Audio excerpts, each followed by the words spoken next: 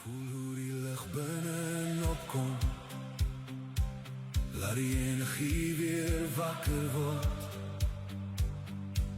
Maak jou hart oop. Laat het skyn. Daar's 'n vuur wat stadig wakker word. In elke hart wat nog probeer. Goeiedag geliefde op hierdie Vrydag. Ons gesels klaar oor om 'n goeie vreemdeling in hierdie wêreld te wees en vandag kan ons nie anders as om stil te staan by Openbaring nie. Openbaring 7 vers 9 tot 10.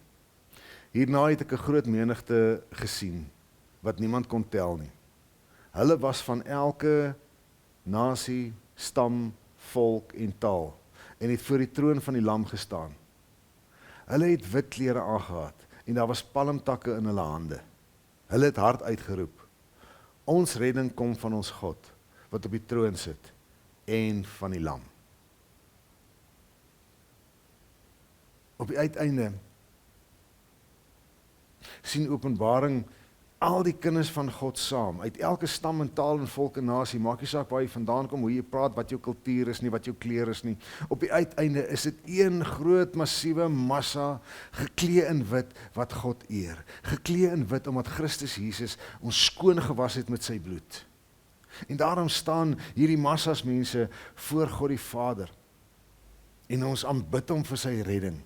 En ons gee die eer aan God, wat op die troon sit en aan die Lam. So gesamentlik het ons 'n anderster identiteit as die wêreld. Die wêreld het eintlik nie 'n identiteit nie, want in die wêreld maak die een so en daai een sis. En vir hierdie is belangrik vir daai een en daai een is belangrik vir ander. Daarom is daar soveel konflik en soveel oorlog en soveel ontevredenheid in hierdie wêreld. Want elkeen probeer net sy eie identiteit uitkap. En nou kom ons by hierdie teks in Openbaring en ons besef maar God se mense is so vreemd want hulle is almal saamgesnoer in een groot gemeenskap. Saamgebring, skoon gewas deur Jesus Christus, duur prys betaal vir hulle om so saam te kom. En dit maak ons anders as die wêreld. Jy weet in hierdie wêreld kry jy sogenaamde subkulture. Almal weet dat hierdie kinders wat so swart aantrek, hulle is goths.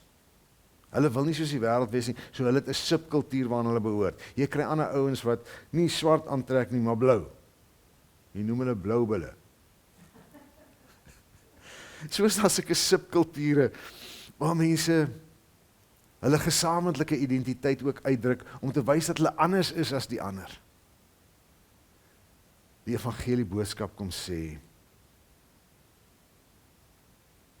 in die woorde van God: ek het vir my 'n reusagtige gemeenskap saamgesnoer deur die reddingswerk van my seun. Ek het hulle wit klere aangetrek sodat hulle anders kan lyk as die wêreld. Die wêreld is vuil.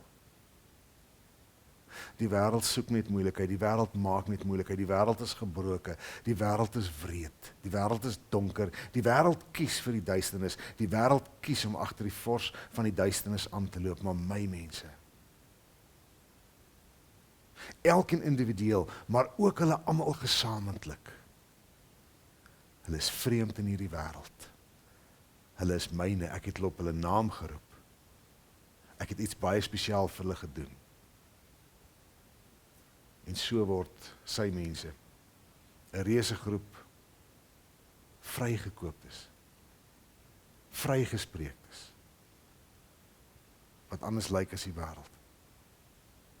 Mag jy dan ook 'n geloofsgemeenskap vind, waar jy so kan inskakel om nie net jou eie persoonlike vreemdheid uit te druk nie, maar ook saam as kollektief vir die wêreld te wys, ons is anders. Mag die kerk dit hoor en minder soos die wêreld wil lyk. En minder soos die wêreld wil maak en wil gewild wees in die wêreld. Ons moet uitstaan vir God. Want hy het hierdie groot menigte peperduur voorbetaal. Kom ons bring aan hom die eer en wees vreemd, anders as hierdie wêreld. Shalom.